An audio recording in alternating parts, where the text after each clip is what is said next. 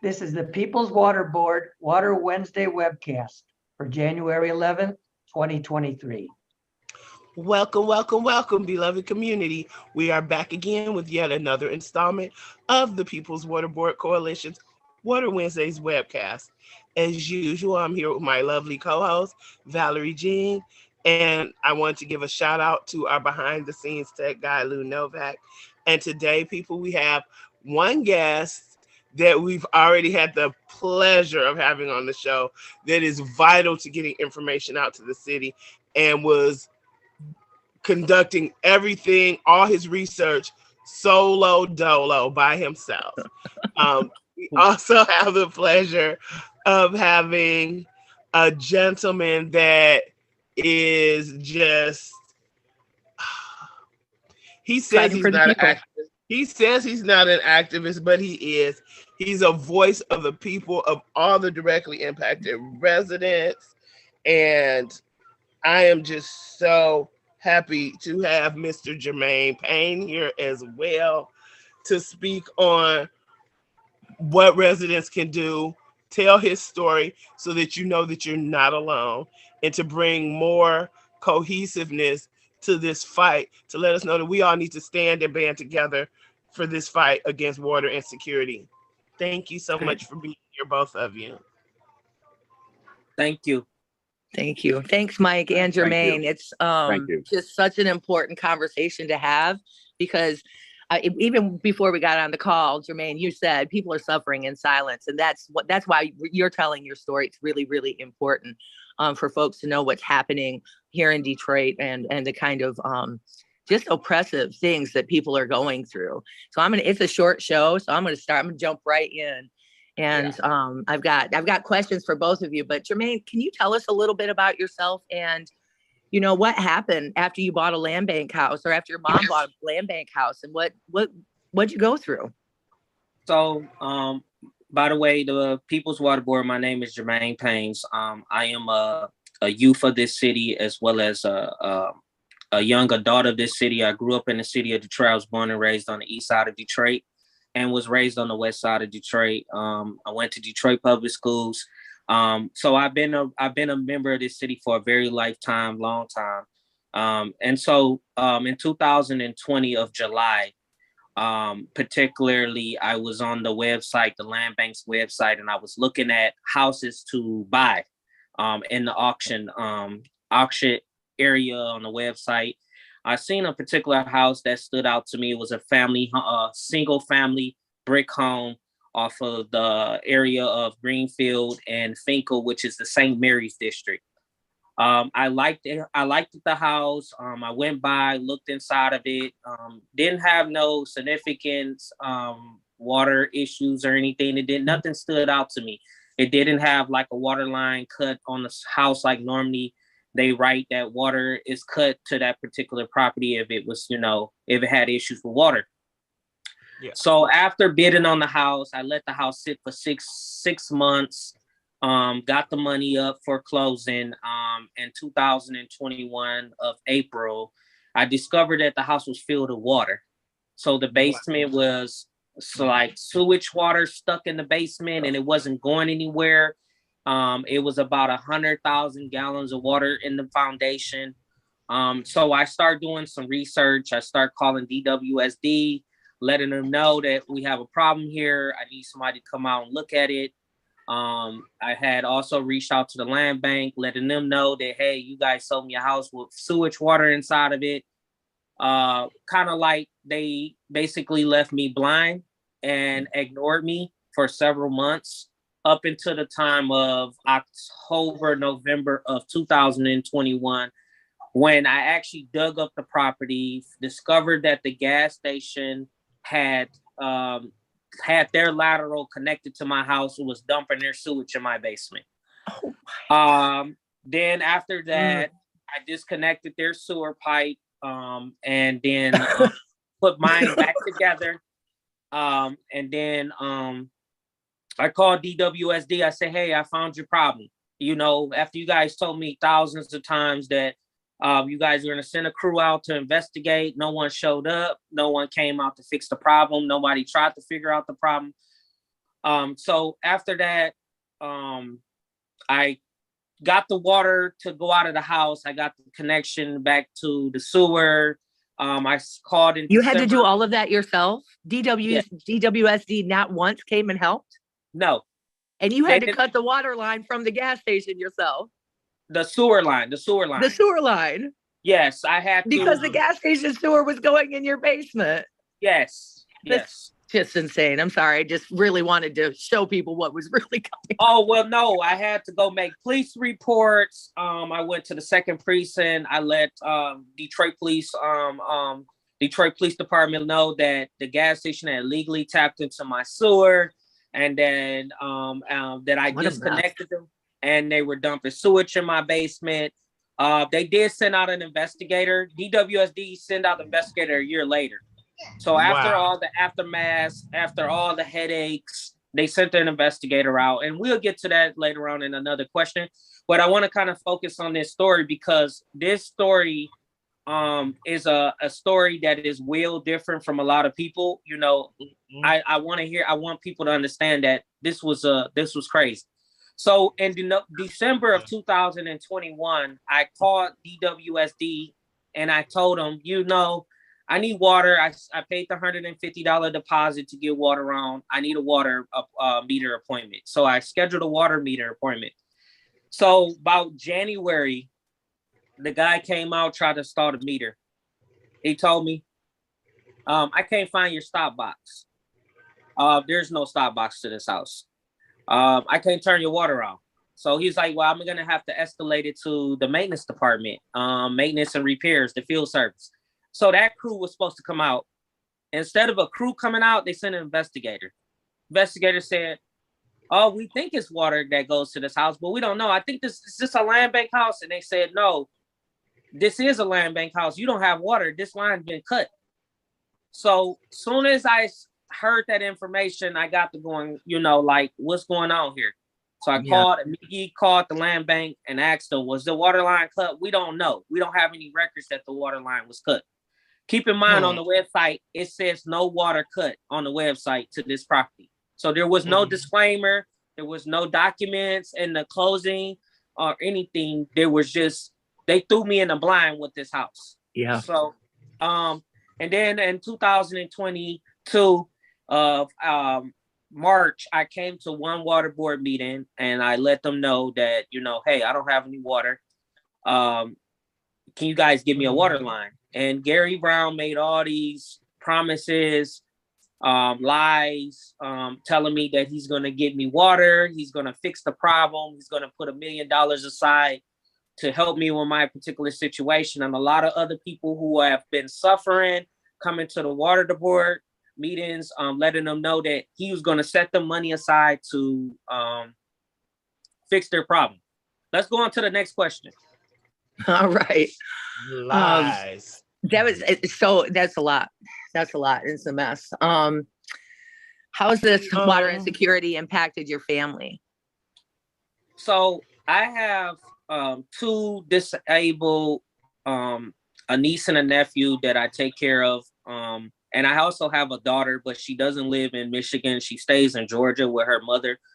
But the base of it all is I take care of my autism nephew. He has autism. And I also take care of my niece who has also a mild version of autism. She's not autism, she's dyslexia. So basically, I'm not allowed to live in my home and they are not allowed to come and stay with me because I can't stay in my home due to the fact that I don't have water. Now, my mom is the owner of the property, but because my mom is like terminally ill and she has all types of illnesses, I have been appointed by the Wayne County Probate Court to take over all her assets and everything that have to pertain to her. And oversee everything. So I have guardianship of my mother. And that's another thing. The land bank and the water department has dishonored those letters of guardianship for my mother and things. And they have now overlooked that and told me because I'm not the owner, because I'm not on the deed, they won't assist me. So Because you're the conservator over your mom's estate now. So they're just being obtuse. Right. Yes. I'd like to add, it's the lawyers doing this. See, the lawyers are doing this and they know better. I just want to throw that in. Definitely. Expand on that, Mike. What lawyers? Deborah Pospich of the DWSD lawyer who sits in the board meetings to make sure Gary Brown doesn't go off track, and the land bank attorneys. They act like this guardianship letter has no meaning, has no authority, and they're just flat out wrong. Yeah. Wow. Yeah. Well, and clearly he needs to be able to take care of his family, and he can't do that. He can't take care of his mom or the kids without water. Just a little bit of a little bit of compassion would be of course, asking that from DWSD is probably mute, but a moot point. Yeah, probably mute. So you still have never been able to move into your home? That's the situation? It is definitely the situation, and I want to touch a little bit more on the effects of my family. My mother is sick, and because she's sick, she has a lot of illnesses that cause her to be depressed and get sad. She has had 2 conversations with Jan Garcia, one of the water board Latino commissioners on the water department. They have spoken a couple times, and she as a commissioner promised things to my mother on her behalf, that she will fight for me and fight for her as well, that she want her to help Jan Garcia to help her son, which is me, to get the water on at this property. It shouldn't be as hard and difficult as it's been. It's been a lot of stress on me. It's putting me into a discouragement period a couple of times when lies like Gary Brown has made broken promises and have literally told the board, we're going to help Mr. Payne, and haven't done so. So Mike has experienced those type of lies as well. He made a promise to Mike that we're going to help Mr. Payne. We're going to give him the funding. We're going to lease the money to the land bank to fix Mr. Payne's water line, and basically lied to Mike directly. After a decent conversation, and after Mike felt like, I'm optimistic about this. Gary Brown sounded like he was willing to, go ahead and fix your problem, and then turn around and, no, we can't do that. So a lot of those periods where I've been disappointed, I've been discouraged, I've been embarrassed, shamefulness, hopelessness about this situation, because every time I look up, someone is trying to help me. That attorney, Deborah Pospich,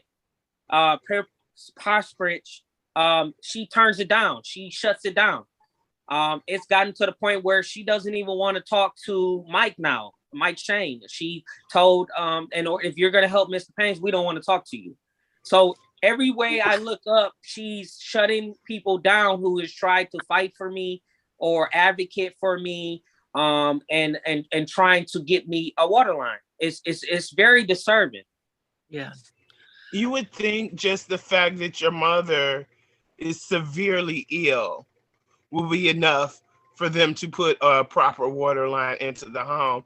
And personally, Valerie Jean, Mike, I know that we're more versed on this a little bit. We've been involved for a longer period of time, but I really think we should connect Jermain to Alice Jennings.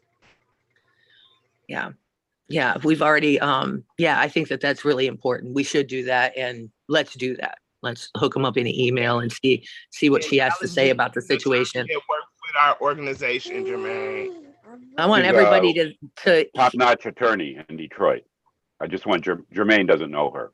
Okay. Yeah, no, she's an amazing humanitarian that gets stuff done. She gets shit done.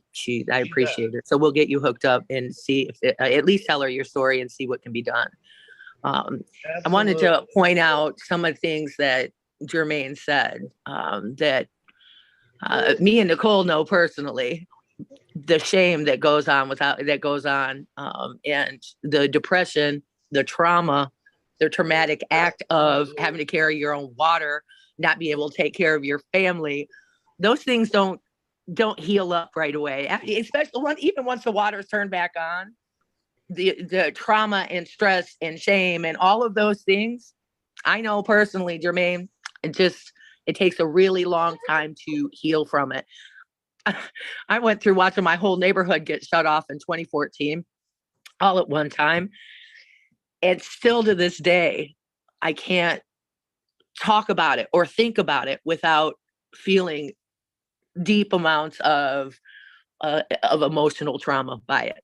And that was, you know what I mean? And you've been doing this for years. Even once the water's turned back on, I don't think people realize what people go through mentally and emotionally and physically. And carrying water is the hardest work I've ever done, ever. It's really, really awful what they're doing to you. It's really awful. Mike and Jermaine, what do people need to know now? And what can people do to help? We're gonna hook Jermaine up with Alice, definitely. But what can people do? What can the community at this point do? Mike or Jermaine? Well, I think what we need to do, we need to point out, we step back and look at this from high up. We've got two institutions in Detroit that are messing us over in our neighborhoods. One is the water department, and the other is the land bank. They both report to Duggan. And there's such a disconnect between these two organizations. You think that they were headquartered in two different states. Right. There's no coordination between the two. We need to address that. We need to build a movement that ties the housing issues raised by the land bank to the water issues raised by DWSD, because one goes with the other. I want to point out, though, the legal jam that they put Jermaine in. The land bank says that before they give you, this is different than a rental certificate of compliance, but they give you some kind of document that says you've complied with everything from the land bank. Now, the land bank's requirement is that you contact the water department and get the water hooked up. Okay, that's the land bank requirement before they get this certificate of compliance with the land bank requirements. Then Deborah Postfitch, the attorney of DWSD, says, we won't turn down water on until you get that certificate from the land bank. Well, to get that certificate, he's got to get the water turned on. That's this is what they've been doing to Jermaine. So we need to expose this. And I just want to add, 2 days ago, we found out even more disturbing news about Jermaine's house. We found out that they, in fact, had videoed this lateral sewer line from Jermaine's house to the street. His is a little different in that neighborhood. The sewer line's actually on the street instead of behind your house. In the alley. They would not tell him that. They told him to go video it himself at a cost of almost $450. Yet they already knew that when they redid the sewer line in that neighborhood years ago, when they put that plastic tube in there and they blow it up and it stinks like hell with the epoxy smells and all that, they did not cut a hole for his lateral. They're doing this all over the city to houses that they deem are not occupied. It doesn't mean they're abandoned. So people I don't know, maybe they let the house sit for 2 or 3 years. They come back, turn the water on, and their basement starts filling up. Yeah. We just found out this week, I think it was this week, maybe late last week, that DWSD knew this all along. They've known it for over a year, and they never told Jermaine. This is work done on his house. He has to FOIA it. They won't tell him the results of that testing on his property until he FOIA'd it. They did tell us, they told me he passed the blue dye test.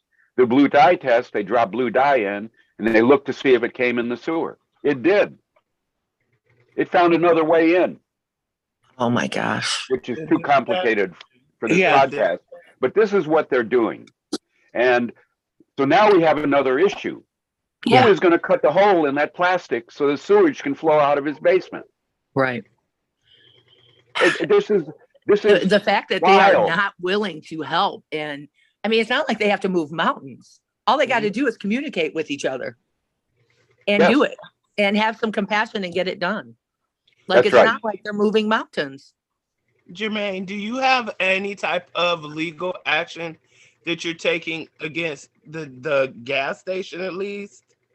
Well, I do want to just speak on Valerie Jean's question real quick, and then I'm going to come back to you, Nicole, because I want to address the awareness to the community. I think people need to do their research before they buy a land bank house, because they are selling dream homes to $1,000. They consider it to be a dream home for a lot of people, and these homes are not dream homes. They come with a lot of headache, a lot of discouragement sometimes, a lot of timelessness, a lot of money. And I think people don't know what they're buying until they actually buy it, and it's too late. So before you buy it, I think that people need to know to do their research on that particular property, find out if the house is connected to the sewer, find out if the house has a water line. Don't buy a house in the city of Detroit if it doesn't have a sewer line or water line, because you will be doomed to go through the situations and the headaches that I went through. I think that that's important. I think that we need to hold, the people of Detroit need to start holding the land bank accountable for what they're doing out here in the community. There's a lot of people who are asleep. They're blind. They are naive to what is going on. They're allowing things to happen to our people. And I think that's awareness needs to be brought up on the land bank. I need more people to be more active going after the land bank. And don't be afraid to speak on these things, because we are the taxpayers of this city. We pay the taxes. We pay these people, and these people work for us. Just like Gary Brown works for us. We pay his salary a year. We pay those board members, a portion of taxes go to their salary. So we have to hold these people accountable. We cannot be relaxed. We cannot give them breaks. We cannot allow them to belittle us, humiliate us, or try to talk down on us in the words of opportunity of them trying to shut us out, shut us down. I don't think that should be allowed. And I think that we are the people who need to be bring unity to this community, and stop being quiet in a silence mode where these issues are affecting a lot of people. Now, Nicole, I want to get back to what you were saying on you said the legal aspect of this. I really want to go after them with the legal aspect, but me and Mike, I'm a very intelligent guy, and so is a lot of other people who are in my circle fighting for me. We think that the legal action right now is not beneficial due to the fact that I need water right now. And if we go through a legal process, it could take years. It could take years of fighting the water department because of the type of infrastructure of legally infrastructure they have around them and protecting them as a government entity. We will be in the courts for years trying to fight them. So I think it's not good right now to fight them until I get a water line. When I get that water line turned on and that water in that particular property, we should go all in for it. That's right. I think that some of the people that is viewing this, I think that they can help fundraise an attorney for me and fundraise an attorney for other people who are in my situation, who can take these particular cases to court and go after the land bank, go after DWSD, and fight them on issues of water inequality, issues like they're not telling people or making them aware of the house conditions, not keeping good records. I shouldn't have to FOIA a request for something that should have been given to me when they did the test. They should have gave me the report. I shouldn't have to go and FOIA that information. That report should have been given to me as a homeowner, because I have a right to know what is going on with my property if it's not connected to the sewer, if it doesn't have water. That is something that the land bank and the water department should be releasing and disclosing to me, not hiding it from me for over 2 years. That's right. I'd like to add a couple of, No, go ahead. Yeah. I just want people to know, and a lot of us know this. How do you mix drywall mud without water? Right. How do you do the repairs on your house without water? How do you paint the house? You got to clean the paintbrushes. You've got to do all these things. So they have a requirement on Jermain that he have the house fixed to a certain standard. but you can't do it without water. It's Without water. absurd. And not only that, I want people to know that they're demanding that he has a heating system in the house and a boiler. I mean, a water tank. He's had those in there. And guess what? They've been stolen. Yeah. So, yeah, because it's sitting empty because he can't move in because he doesn't Right. have water. The whole So- situation's just like, It's a snowball of a catch-22. oh my Yep, gosh. it's like that movie, that old movie, Catch-22, exactly. And I Yeah. want to just say, because I know we're good, we're about to get ready to end. I just want to say to the people, you're not alone, but I have That's been to the city council. I have been to the mayor's office. I have been to the water department. I have been to the land bank. I have talking to city officials, my district managers, my particular representative from my district, James Tate. I have been to these people. So it's not like I haven't done everything. I have fought tooth and in with these people. These people would drain you. They would drain your pockets financially. They would distress you. They would distort you. They will make you look like you're the person that's wrong. And these people will try to humiliate you if you're not educated, if you don't have no sense, if you don't have common sense. These people will walk all over you. And unfortunately, I'm not one of those people you can just walk all over. That's right. And I'm very educated. I come from I graduated from Wayne State. So I'm not like a person where you could just tell me anything and I'm gonna go for it. No, I'm gonna do research and allowing these people to do what they do. We cannot continue to do that. And I just want people to know that I'm for everybody, but I also particularly I've been fighting and I ain't been fighting alone. I got Mike's chain. I got my professors from college. I got a lot of people who've been there for me and keeping me alive, keeping my hope alive. And I just want to let people know you're not alone. That's right. Thank you, Jermain. Thank you for fighting this fight, and not that you had any choice, but and telling your story. And I hope that our listeners share this out everywhere. Please share this with your community. And through email threads and everything, we really, really need to get this story out so that we can help people and we can mobilize some sort of a resistance against this so that we can demand that the land bank and the water department do better, and they can. They just don't want to, or they haven't. Thank you, Jermain. I want to give two really quick important announcements to folks before we end our show today. Monday is MLK Day. January 16th at noon, we're going to be meeting at for the Detroit MLK Day rally and march at the historic St. Matthew's St. Joseph's Episcopal Church.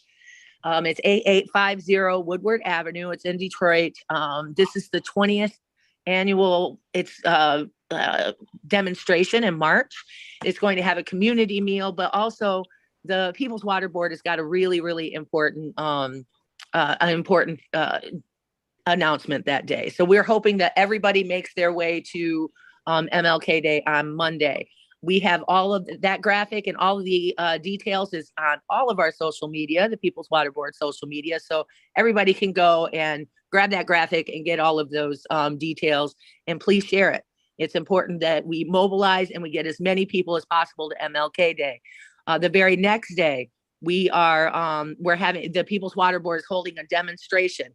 There's 60,000 households that are in jeopardy of having their water shut off. That's it's over 100,000 people, because these households have more than one person living in them, right? Some of them have 3 families living in them. If you're like me and my family, you've got a lot of families living in a house, right? So we cannot, absolutely cannot allow that to happen to people. The stress that it's going to put on the citizens, the Detroiters, all of the people in the community. We just can't do that. We've gone through enough. So we're demonstrating Tuesday. We're going to meet at the water department at 10 o'clock. Let me make sure I got the right. Yes, we're going to meet at the water department Tuesday at 10 o'clock. We're going to demonstrate there, and then we're going to march over to City Hall, and we're going to have a press conference, and we're going to demand that the moratorium is extended and until everybody is on the Lifeline plan. We're going to demand that they do 0 water shutoffs. They're not allowed to shut off people's water anymore. It's inhumane. It's awful. And the UN said it's against human rights to be able to do it. You can't do it. So we're going to demand that. To let them know that that's the downtown Maine DWSD office. Thank you. Okay, well, and what day is that again? That's Tuesday. Tuesday. 10 in the morning, right? 10 a.m. The Yeah. 17th, City right? Council will be able to hear us. Yep. And it's Okay. going to be on all of our social media. Jermain and everybody listening, I'm making an event. It's going to be on all of our social media. You'll be able to see it there. Just go to any one of our social media pages. So we're mobilizing. We're not going to let them do this. We're going to stand firm together. We're going to stand firm with Jermain together. We're going to mobilize with Jermain. Thank you, everybody who tunes in every week. It's a new year, and I really hope that we're able to do great things this year and fight for each other and take care of each other. Jermain and Mike, thank you. Thank you so much for being on the show. And thank you for telling your story, Jermain. We're with you on this. Nicole, as always, thank you for going on this journey with me. It's a special one, and it's important to the whole community. So I appreciate it. To all of our listeners, we love you. Take care of each other. Look out for each other. Call each other and try to stay afloat. Bye. All right. Thank you. Bye-bye.